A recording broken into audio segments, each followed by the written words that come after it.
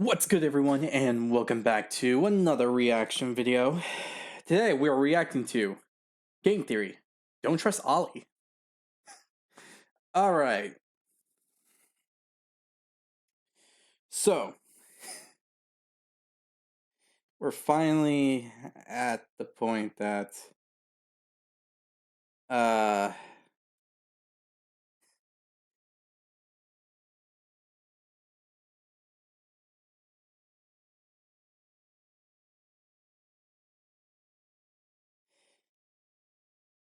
yeah, I this is a bit weird to go about this.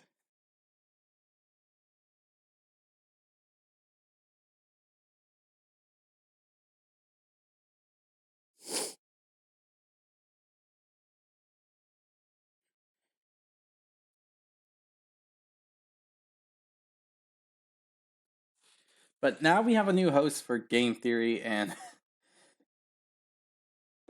we're gonna see how he does with his first theory. I heard that they were all doing something this week. I'm gonna separate that within time. But we're gonna see what they will do now.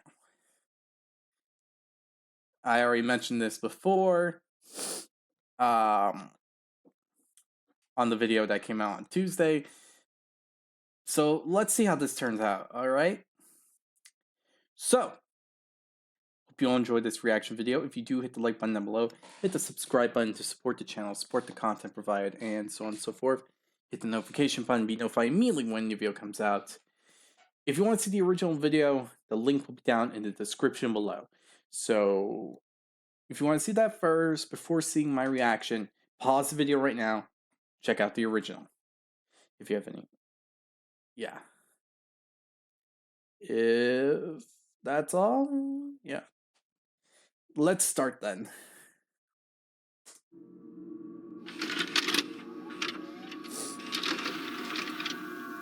Greetings, theorist, and welcome to your first day here at Game Theory. Join our community, whose diligence and care for others will help shape a brighter future. Just you see.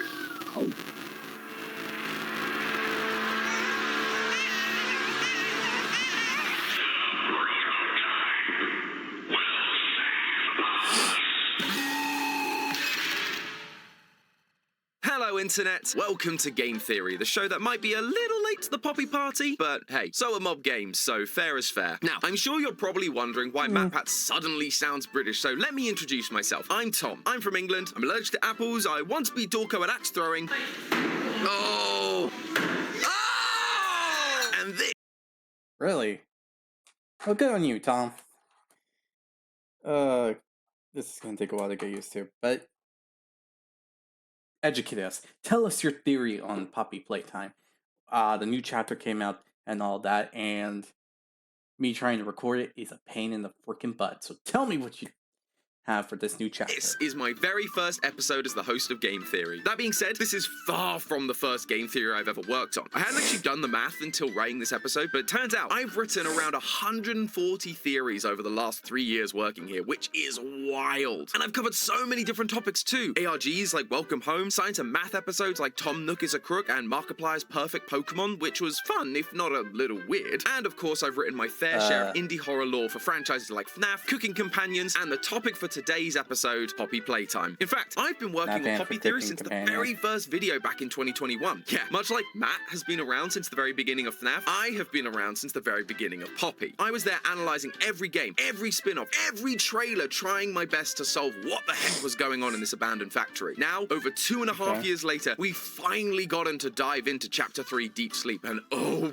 boy, this was a massive step up. The different enemy encounters, a much longer playtime, and the scare factor was turned up to 11. Oh my god, why?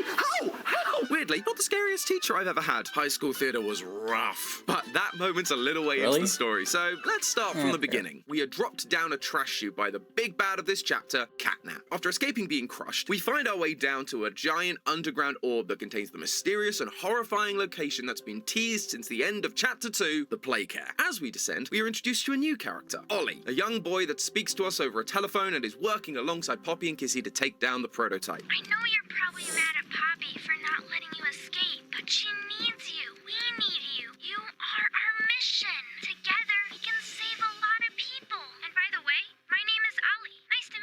Together, we solve some puzzles, have a few hallucinations, and encounter the terrifying Mr. Light and her good friend Barb.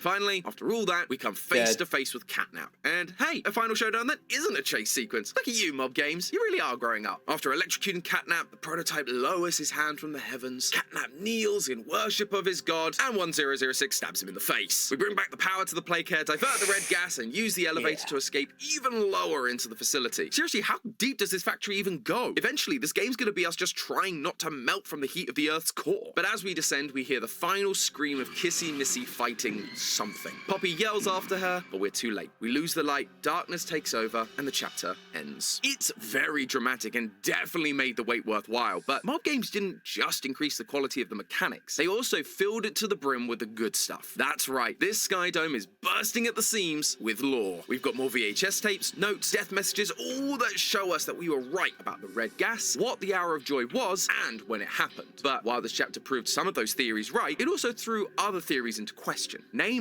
what is the true identity of the prototype? For a long time, we've believed it to be the CEO of Playtime Co., Elliot Ludwig. However, with the reveals of this chapter, I'm no longer certain that's the case. And it all comes down to two characters. Our newest helper and guide through the Playcare, Ollie, and the often ignored and angry character we hear about from the VHS tapes, Rich. Something old and something new. Feels kind of fitting for my first episode, really. Step into my shiny metal cable car, friends. It's time for us to find the truth hidden inside this horrifying factory. Kind of makes me feel like Willy Wonka. Come with me, and you'll be in a world of pure annihilation. Eat your heart out, Chalamet. So to kick things off, why do I think Elliot Ludwig is deconfirmed as the prototype? Well, in this chapter, there is a radio program we hear playing while exploring Home Sweet Home. Local authorities report that the body of a young boy has been found on the estate of the late Elliot Ludwig. Organs, as well as key bones from the skeletal structure, were reported missing from the body. The child's body was found at his home missing bones and organs. The pieces that we know are being used to create these bigger bodies, thanks to some paperwork discovered during the Chapter 3 ARG. This flies in the face of our initial theories that Elliot wasn't aware the experiments were being done. Now, it does say that this was the home of the late Elliot Ludwig, meaning that he's dead when the body was discovered, but that doesn't mean that he was dead when the body was placed there. And given how explicit this is, it feels like the devs are trying very clearly to show us that he knew what was going on. In our recent timeline episode, our proposed solution was that he was aware, but lost his memory during the conversion process, like we see happen to Thomas Clark during the Restoration VHS tape. That's why he turns on the staff despite being involved in the experiments himself. However,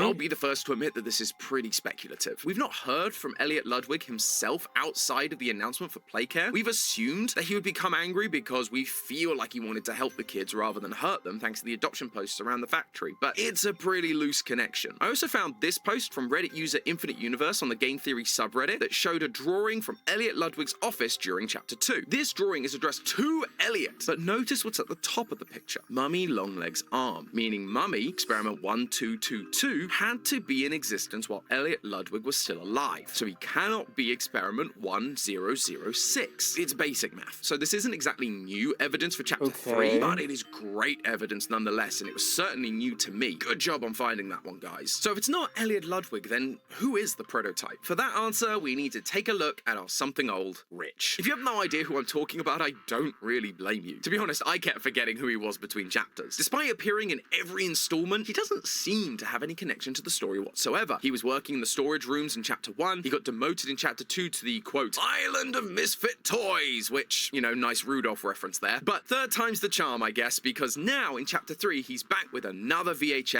Wait, was there a Rudolph reference?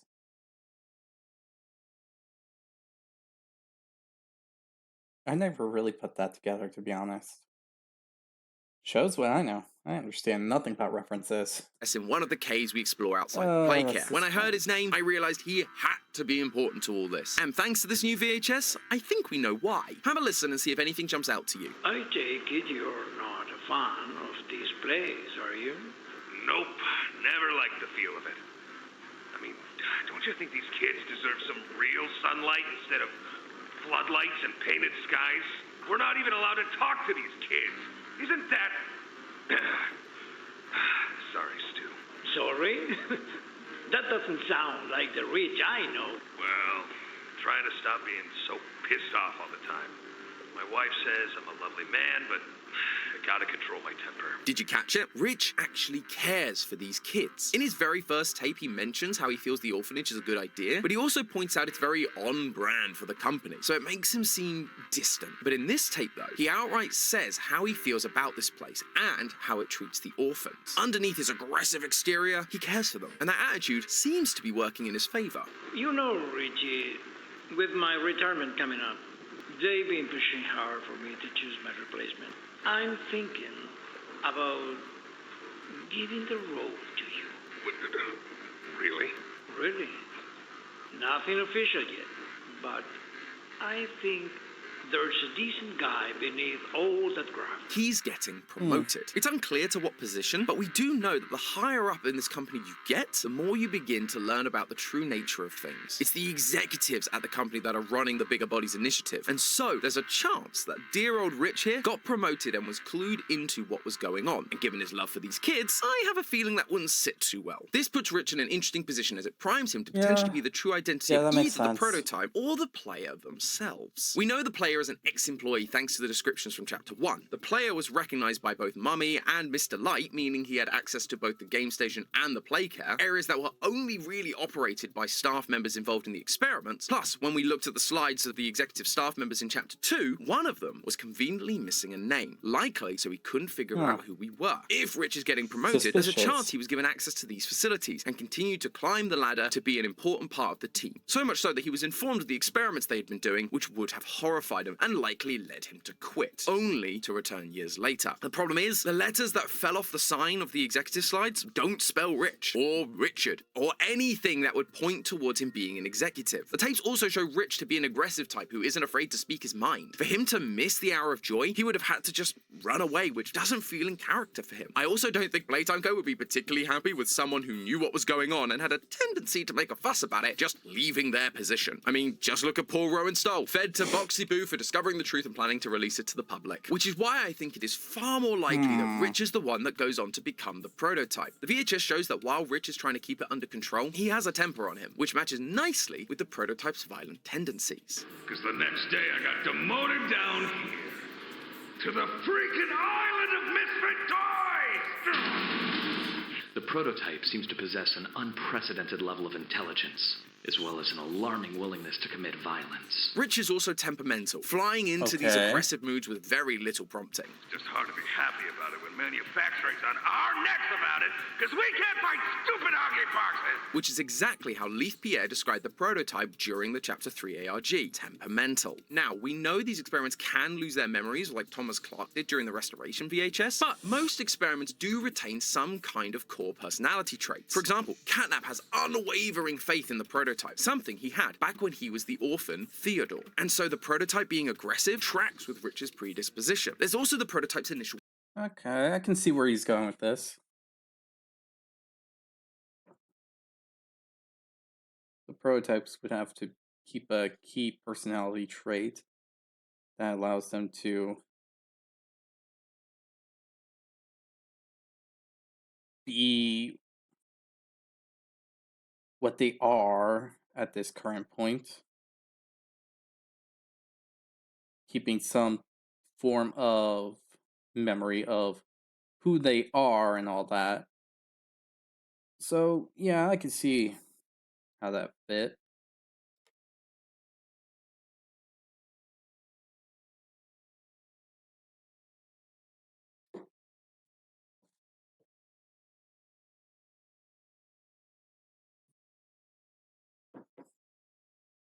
goal, which seems to be stopping more toys from being made, stopping children from being experimented on. They are trying to build more toys, more like you. It has to be stopped. Which again ties into Rich's protective attitude towards these orphans. Don't you think these kids deserve some real sunlight instead of floodlights and painted skies. But once again, that's all interpretation. Mapping one character's emotions onto another isn't exactly solid proof. However, there is one more piece of evidence that I think ties Rich to the prototype in a pretty undeniable way. Outside the Playcare Dome, we can find Catnap worshipping the prototype at a shrine that's built using scrap metal and toy parts. But what's interesting about it is this part right at the front, a human skeleton, acting as the head of this abomination. But it's not just any skeleton either. This skeleton is wearing a hard hat. I know, that seems like a really random detail, but think back to all the tapes we found of Rich so far. Each one has been found in the location that Rich was working in. Chapter 1 was the storage room, Chapter 2 was the rejected toy room, and in Chapter 3 we find his tape inside the cave next to toolboxes, construction platforms, and builder's lights. Rich was working in construction, likely after being demoted again from the rejected toy department. Now, I'm not saying that this skeleton is Rich. Instead, I'm saying that much like the shrine is symbolically showing us the prototype and how it's made of lots of toys, this skeleton is symbolically trying to tell us that Rich, a construction worker, is the human inside the prototype. A man who was angry at the company for destroying the lives of these innocent children, and so given the opportunity, took revenge. It also lines up pretty well from a timeline perspective. It might be easy to think that if Rich became the prototype, he couldn't be angry at the company or their experiments, as the children weren't turned into toys until after the prototype was made. But that isn't necessarily the case. Remember, the prototype is experiment 1006, and in Elliot Ludwig's office, there's a note talking about the experiment using poppy gel to revive dead rats. It's the one that has the line about using larger subjects, i.e. children. This test was labeled 814, almost 200 experiments before the prototype came into existence, meaning there were 200 failed experiments before they found success. This is what Rich discovered, the plans to turn these kids into monsters. Maybe he even witnessed those 200 experiments fail, the lives of those orphans lost in the pursuit of science, innovation, and cheap labor. So he did what he always did. He complained. He tried to get it shut down, but obviously it didn't work, and Playtime Co. did the only thing they could do to stop him going to the press. They used him as another test subject, helping to create the first successful experiment, 1006. And so he rallied the toys to help him take revenge on those who harmed them, promising them the one thing they've longed for. That is a clip from the song Sleep Well by CG5, a song made in partnership with Mob Games and was posted to the official Mob. Okay, that might just be me, but that song was a bit cringy. I know some people might like the song and whatnot, but to me, it just seemed a bit cringy. I just... it just seemed very cringy to me, okay? I Mob don't Games know YouTube why. channel. It is an absolute bop, but what's more important is the extra lore hints it gives us. The song shows the toys prior to the Hour of Joy, repeating over and over again that they want freedom. This was the reason for rebelling and causing the Hour of Joy. This is what the prototype was promising them, and as we know, they succeed. They kill off all the staff members, they have control of the factory, save the orphans, and yet, when we return, the toys are still here, still serving 1006. They never got their freedom, but why? Well, in the song, we do hear this repeated lyric, an artificial facade from a fraud of a god. And it makes way more sense when you check out the other version of this song that was released on the same day on CG5's channel. The song is exactly the same, but the video is different. It's set after the Hour of Joy, with a destroyed Playtime Co. factory, scratches, dust, and blood lining the walls. The toys are still singing about freedom even now, and so it feels like Mob Games spelling out that 1006, the only character we know that has been compared to a god, is a liar. And we can see this for ourselves in the Chapter 3 death screens. We've believed for a while that these death screens are not coming from just one person, but rather multiple. Most notably, however, any message with capital letters seems to be coming from 1006 himself. And in this game, one of them stood out to me. This research must stay buried. Nobody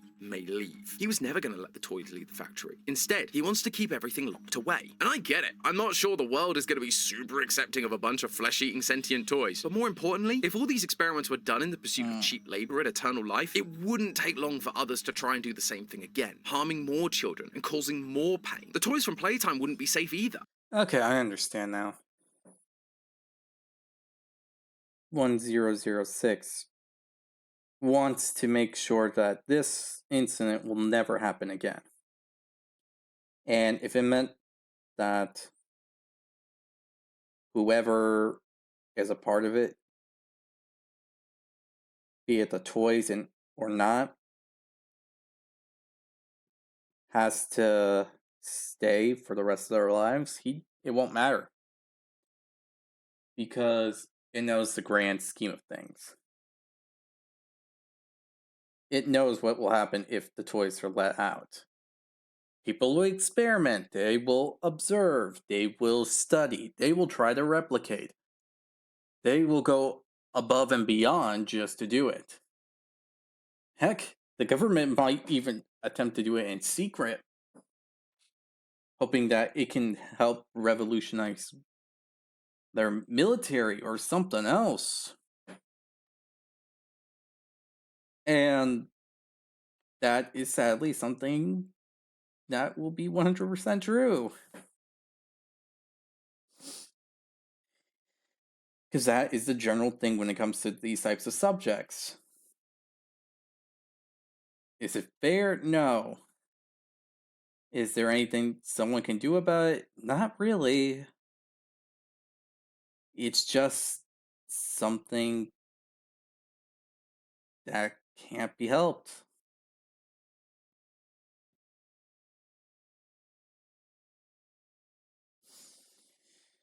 And now, as I'm saying this, I keep realizing that things are just probably gonna get worse. Are they? They would become case zero in these new experiments, picked apart and tortured so they could figure out what makes them tick. It would mean more pain and suffering for those who've already suffered enough. As one of the death messages says, these souls deserve peace, which won't come to them if they are released into the outside world. But clearly they aren't at peace down in the factory either. Like the song shows, they're still begging for freedom all these years later. And now characters like Kissy Missy are helping us because they realize the freedom that 1006 promised them isn't coming. They're turning on him, they're restless, which then leads Catnap to tie up and torture anyone that loses faith, these so-called heretics, like we see with Dog Day. However, it is Catnap who is blinded by his faith, because another death message reads, "Burn this place to the ground." Combining that with the message from earlier about keeping all the research buried, and I think we have a pretty strong idea of what the prototype is planning. He wants everything the company ever touched destroyed, be it the poor children that got turned into toys, or the executives at the company like us who performed these horrible experiments. All of them must burn along with this place. From his perspective, this is an act of mercy. At least for the toys. They will finally be put to rest. Finally, they will know peace. Which is why, while Catnap is suffering during Chapter 3's final boss fight, rather than helping him, the prototype kills him and drags him away. He stopped Catnap's suffering. But for those of us who did these horrible things, we need to see justice. And that is why we are here. We are the last senior employee that remains. We need to pay for our crimes to make sure that the horrors that happened in this place never happen again. But for that to work, he'd need to lure us here, to put us in dangerous scenarios we likely won't escape from. Something that stood out to me was the final tape we receive in this chapter, a tape from Harley Sawyer, the doctor, the one who started the Bigger Bodies Initiative, talking to 1006. There are a couple of key details in this tape, like the fact that Prototype occasionally slips from singular pronouns to plurals. I possess. A question. You stick us. Beat us. Tear at flesh. Do you feel it? Which does make sense when you consider he's adding other toys to himself, making them part of him, like Mummy Longlegs told us. But the big takeaway for me was this last section. Regardless, I learn something new about you every day. Thank you. You thank me. Absolutely. I learn something new about you every day. 1006 has the ability to mimic voices, and specifically voices he's heard, rather than just voices of the people that are a part of him. No. It's the mimic in Poppy Playtime. No? Too soon? Probably. I can imagine some people are going like, nah. But yeah, from what I'm getting, this thing is acting like the mimic. Copying voices and all that. And who knows, maybe it'll try to disguise itself as someone. I mean, it is a possibility. We don't know the full power of this thing. All we can do is speculate. Last thing they tell us about 1006 in this chapter. It's literally the parting words we get from these VHS tapes, which again tells me they're important to bear in mind when we look back at this chapter. And while I could make a joke about there being a robot that can mimic people down in the basement seeming a little bit familiar, I'm gonna hold off because it actually ties into another character I promised to talk about today, our new helper, Ollie. Ollie felt like a weird addition to me in this chapter, and not just because he sounds exactly like Gregory from Security Breach. Hey, can you hear me? Gregory? I'm kinda lost. Is that Gregory? Gregory? Someone said Gregory. Stop. Not Gregory. Gregory? You made it here? Oh, crud, it does sound like Gregory. I just realized.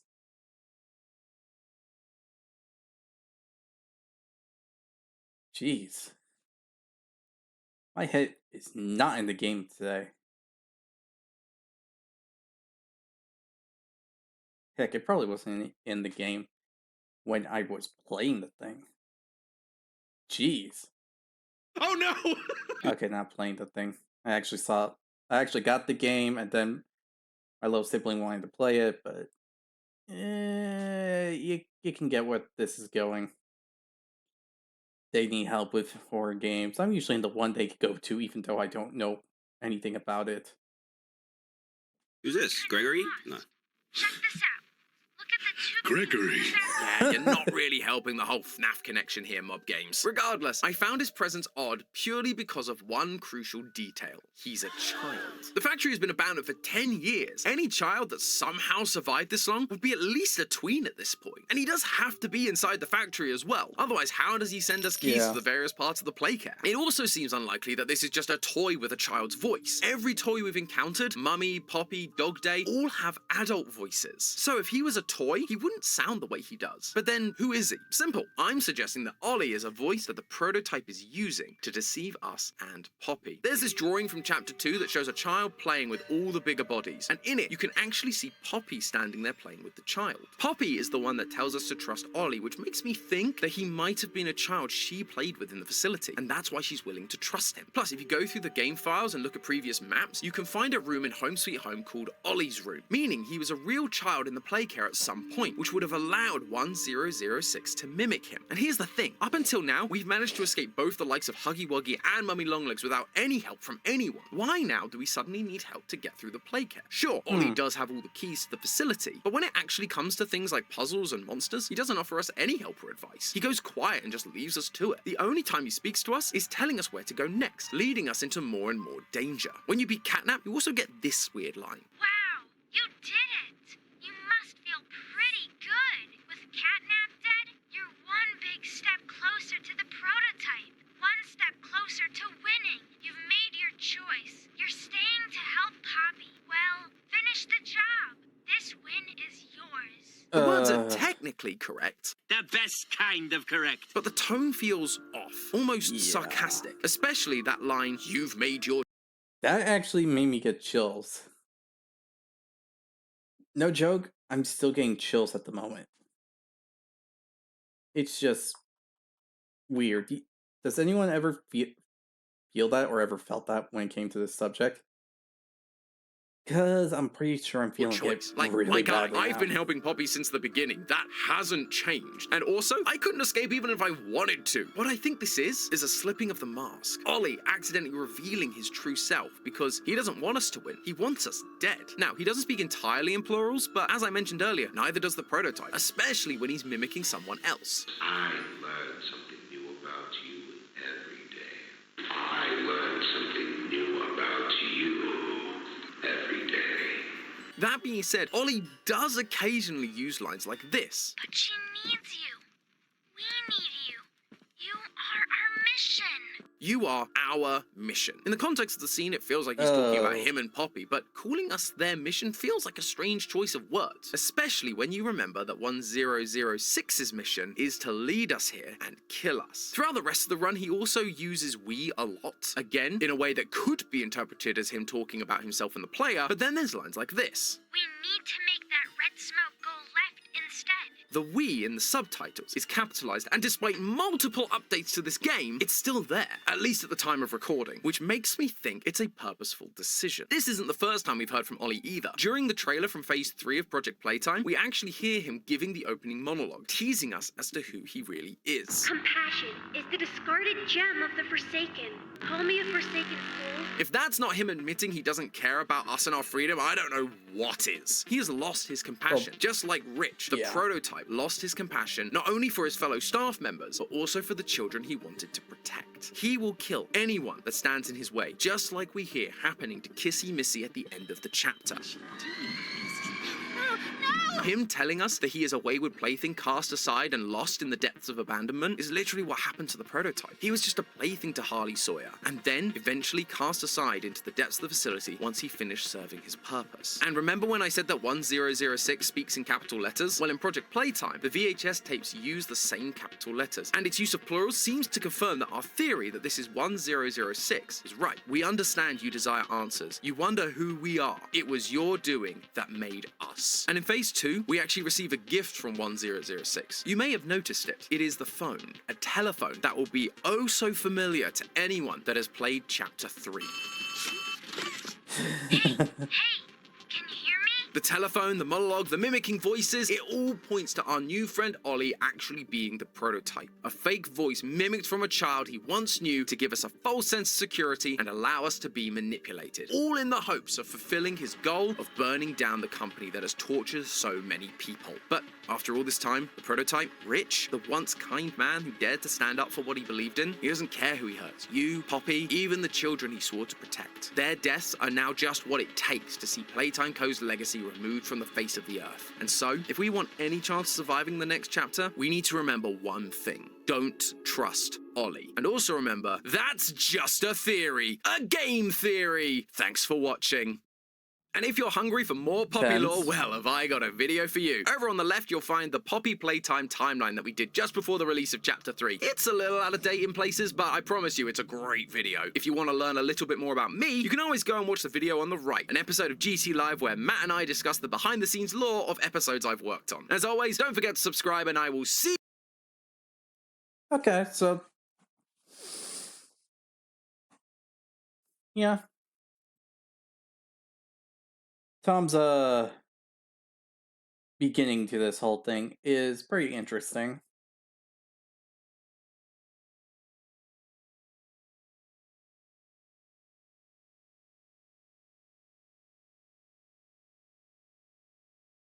To me, it feels like a good beginning point to his journey as the new host for Game Theory. And it's a solid theory. It does make sense. It has some possibilities of being true. And all that. But I have to say, I'm realizing some things that I never realized before. One, the references that involve Chapter 3. I did not pick up on that. And again, I technically played the game. Technically being a very, very loose term.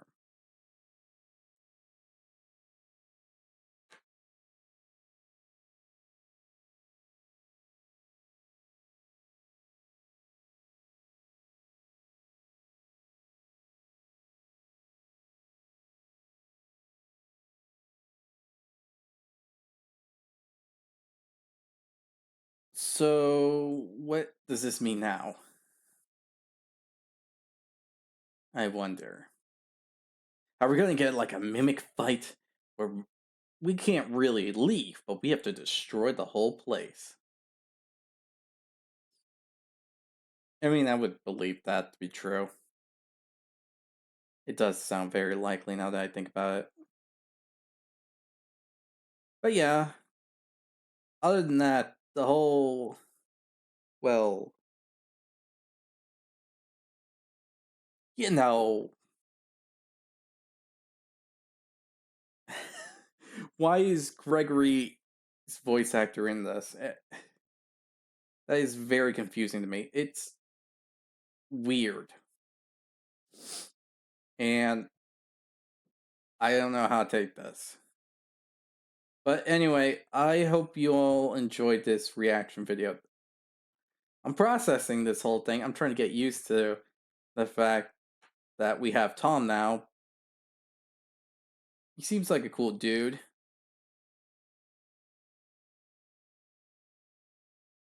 And he made a pretty good first game theory, in personal opinion.